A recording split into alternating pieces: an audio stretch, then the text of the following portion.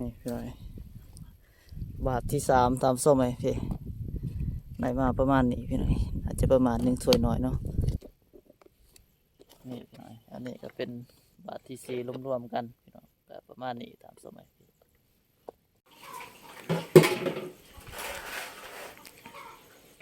ซาวออกวะสิบอันนั้นบ่อยากจะมันเฮียซาวออกมาพี่น้อยพี่ได้พี่น้อยซ้ำนี้ได้ซ้ำนี้ทำสมัย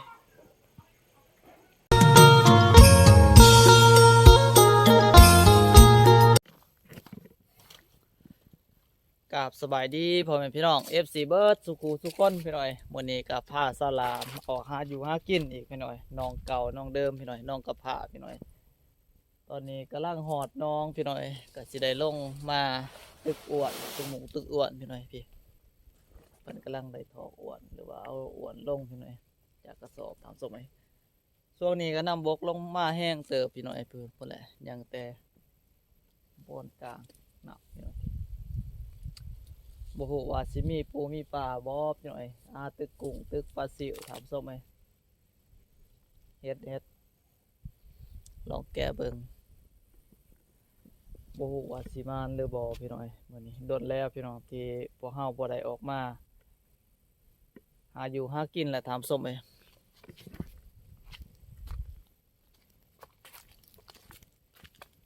หลายมื้อหลายวันเติบได้พี่น้อยบ่ได้มา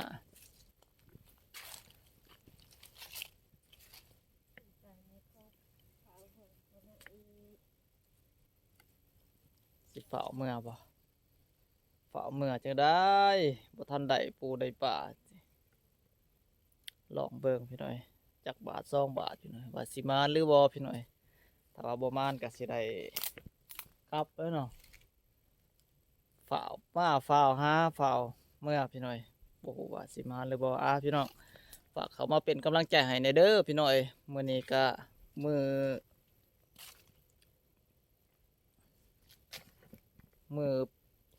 แรกพี่น้อยที่พวกเราจะได้มาหาอีกถัดจากหลังจากปีใหม่และทับศพพี่น้อยได้มาซ้ำนี่พี่น้อยบ่หลายตามศพไหมพี่ศาลาเพิ่นกำลังเก็บพี่น้อยก็ยังแต่ต้นอ่อนน้อยๆพี่น้อยพี่กุ้งนี่กุ้งพลอยนี่ก็ใส่นี่แข็งแส่แข็งไว้พี่น้อยบ่ให้มันเน่าพี่น้อยบาทหนึ่งพี่น้อยได้มาบ่หลายตามศพไหมอาจจะประมาณได้เกือบ1 ถ้วยน้อยๆพี่น้อยหรือว่า1 ถ้วยเล็กตามศพไหม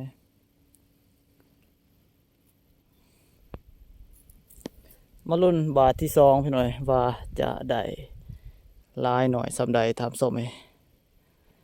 เพราะว่ามีคนหาอยู่หากินก็หลายพี่น้อยก็อึดจากมากแพงหลายตามศพไหมอาหารการกินก็จำเป็นบ่แม่นเฮาผู้เดียวหาอยู่หากินพี่น้อยก็หลายคู่หลายคนหาพี่น้อยมันก็เบิดแนมนำเพราะว่ามัน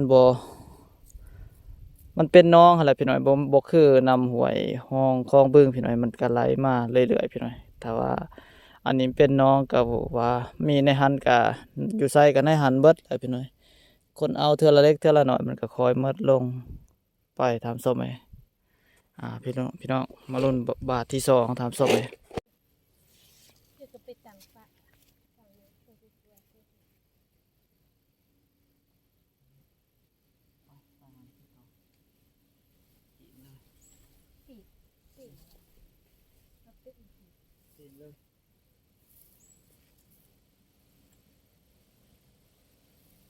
ได้แล้วนะ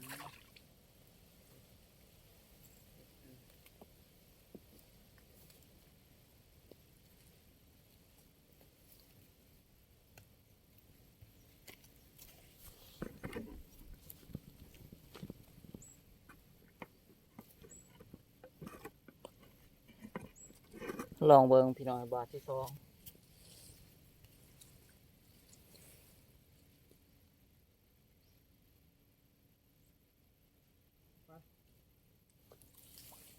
ไปก็ถือเบื่อ โลดเบิ่งเอาสิเส้นถูกหรือเปล่าไปมาทำใส่นะก็เลยเก่งเลยบ่ถูกเลือกไปบ่ถูกเลือกก็ยังเฮ็ดได้ มันบ่แห้ง พอกับบ่แห้งนี่กันไปได้ ไปบ่ได้จะแก่เลย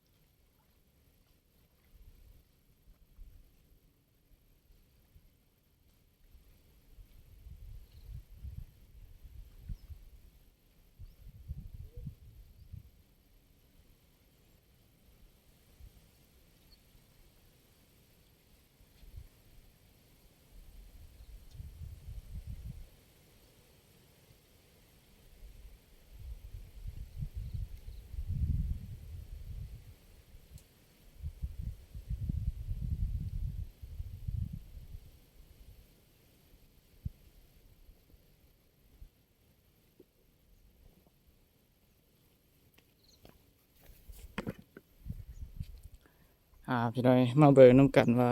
ได้ร้ายได้หน่อยสำใดเที่ยวที่สองตามส้มเลย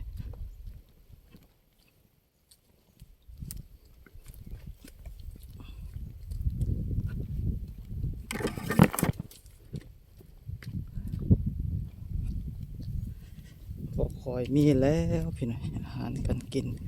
ปูปลากุ้งหอยตามส้มเลยใส่ได้ร้ายสำใด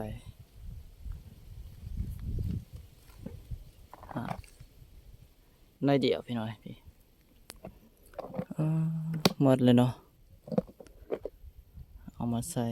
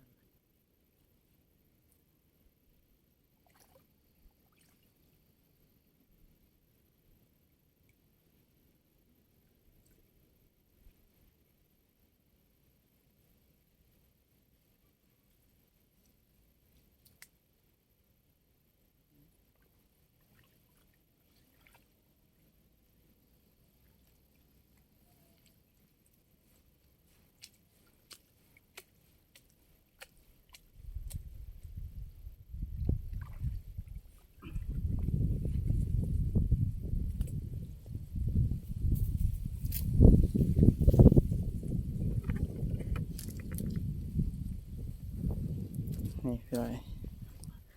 บาทที่สามตามส้มเลยพี่ได้มาประมาณนี้พี่น้อยอาจจะประมาณ1 ถ้วยน้อยเนาะพี่ลายมีแต่ปลาซิววันนี้พี่น้อยศาลาเพิ่นกำลังเก็บพี่น้อยพี่หุบเอามาใส่เลยโดดนี่แหละตามส้มเลยช่วงนี้มีแต่ปลาซิวกับโต๊ะบางใหญ่เนาะพี่น้อยพี่นี่โต๊ะบางใหญ่พี่น้อยตาสอนพี่น้อยแต่ว่ามีโบหลายตามส้มเลย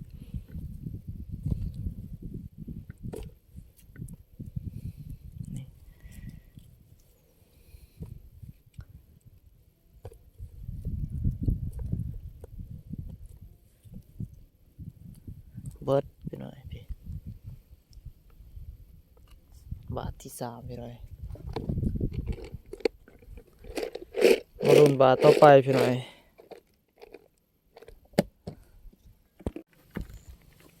พี่น้อยอันนี้ก็เป็นบาทที่ห้าครับสมัย อันที่สี่ ที่ห้าที่สี่เนาะที่สี่นั่งแม่นดิบาทที่สี่เนาะมาสมิครับสมัย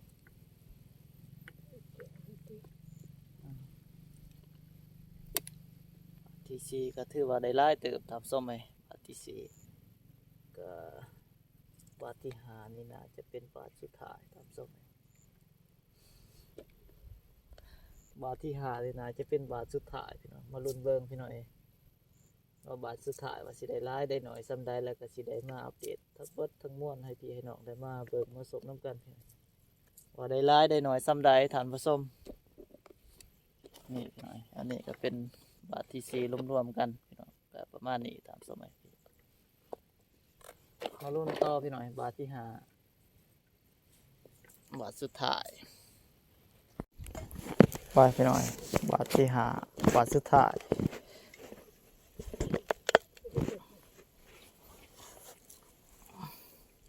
ปีนแล้วบ่มาทางนี้ก็ได้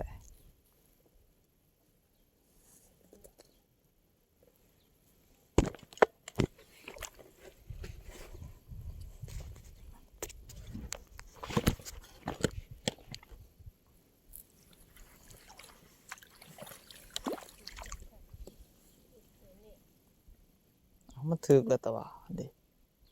สิปีนจังได๋ เพื่อนน่ะ เอา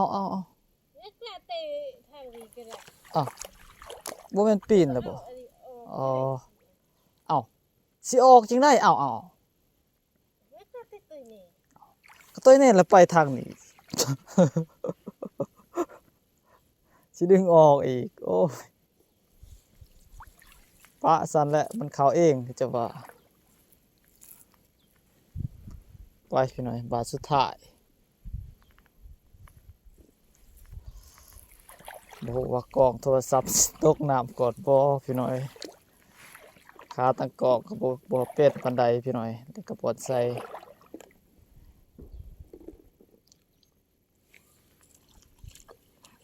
ไปเข่งๆนะบ่ให้มันอันนั้นเจ้าก็อันนั้นติให้มันสั่นๆในจักหน่อย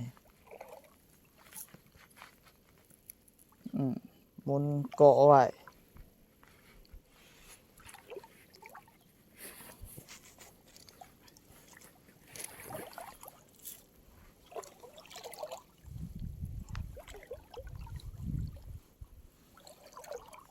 ครั้งแรกพี่น้อยที่สิได้ใส่โทรศัพท์ติดกับคอเสือคือแนวนี้พี่น้อยตกนี่บ่คุ้มค่าก็มาทางเจ้าแหละ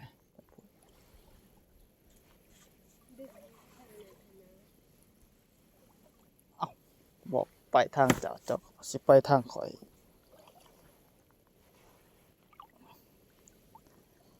ทางข่อยก็ทางมงทางไปบนมงเก่ามงยาตัว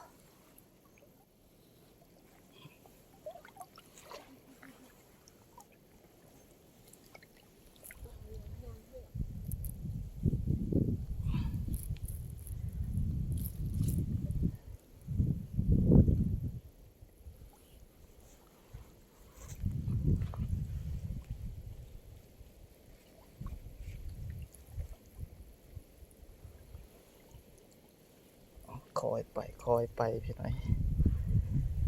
ย่างไว้ก็บ่ได้พี่น้อง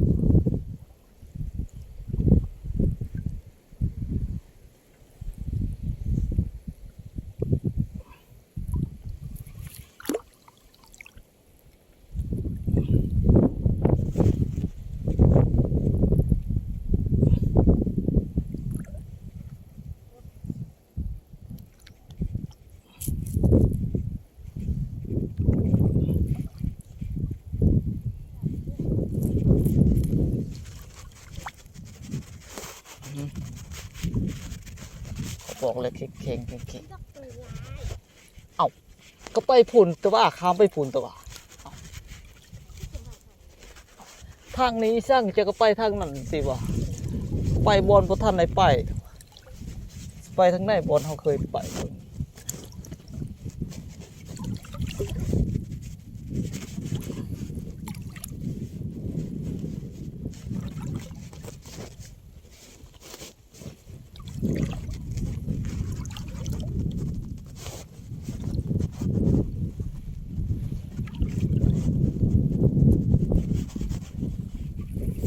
เจ้าก็มาหาข่อยก็มาหาเจ้าเอ้าข้อยเฮ็ดเองไปเอง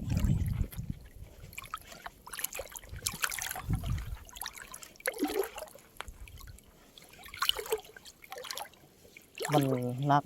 ได้จังหน่อยอยากไปน้ำข่อยไปทางไฟทางมันแต่น้ำมันเค็งกันไปน้ำกันนี่มันสิอันนี้นัก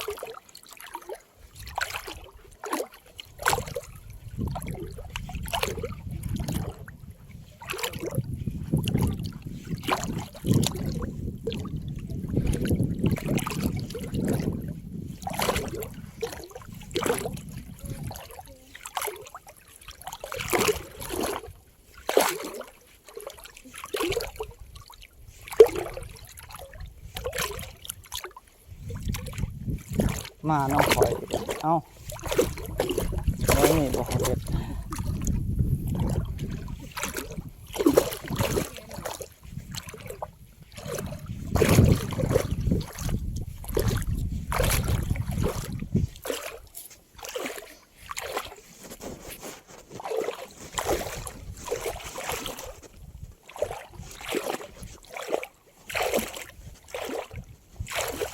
อกแล้วเข่งเข่งเข่งเข่ง เข่งที่มันหนักจับที่มันหนัก เอากระเข่งแต่หัวถีมันสินักจึงได้โอ้อันนี้แห้งไปนำหมูอยู่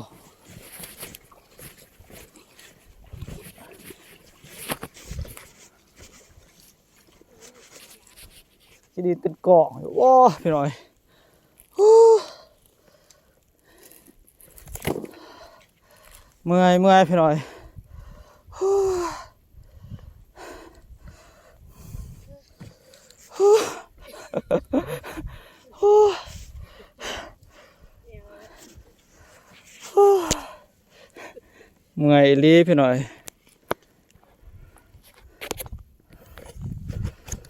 กองเขาจักได้จักบ่ฮู้เมื่อยพี่หน่อย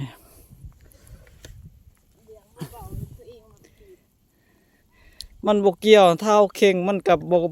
อันนั้นโอ้ยเด็มันบกเกี่ยวถ้าว่าเฮาดึงเข่งนี่มันบ่เป็นหยังเบอร์เอาพี่น้อยขี้ต้มเต็ม ขี้ต้มเต็มเลยพี่น้อยบาดที่หายนักหน่วงพี่น้อยเมื่อยบ่ เมื่อยแห้งเมื่อยพี่น้อยพักผ่อนก่อนเมื่อยตัว เสียเวลา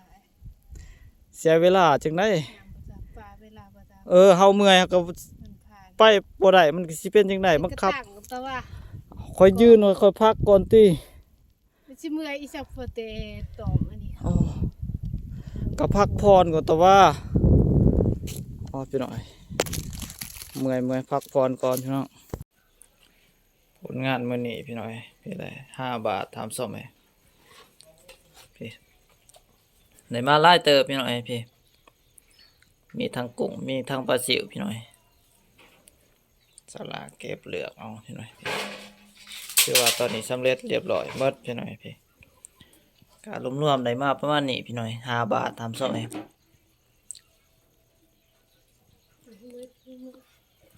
กุ้งแซ่บๆพี่น้อยทั้งกุ้งทั้งปลาซิวพี่น้อย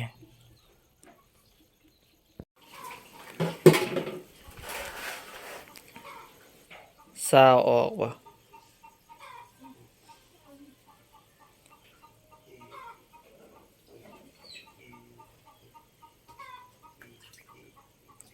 สิบ่อันนั้นบ่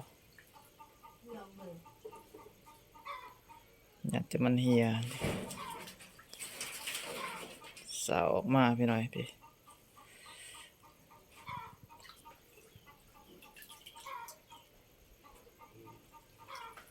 อาหารบ้านๆพี่น้อย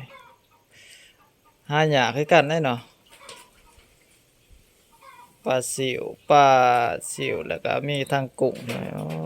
ขาวๆจวดอยู่พี่น้อยแซ่บๆไผที่มักคักในการแบบว่าก้อยนี่เหมาะอีหลีแหละพี่น้อยงามอีหลีพี่น้อยเบิ่งคือที่เห็นมาพี่น้อยขาวๆอยู่ตามส้มทั้งกุ้งทั้งปลาซิวพี่น้อยเฮ็ดก้อยเฮ็ดอันนี้เฮ็ดออมได้แซ่บเฮ็ดแจ่วถามส้มไหมสำหรับกุ้งพี่น้อย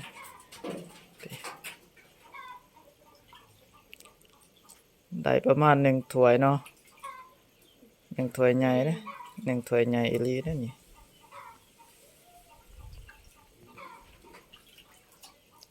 ก็ถือว่าผลงานที่พวกเราได้ไปตึกอวนตอนเช้ามื้อนี้พี่น้อยก็ถือว่าได้หลายเติบถามส้มให้ก็พอได้อยู่ได้กินแหละถามส้ม5 บาทได้พี่น้อยซ้ำนี้ได้ซ้ำนี้ถามส้มให้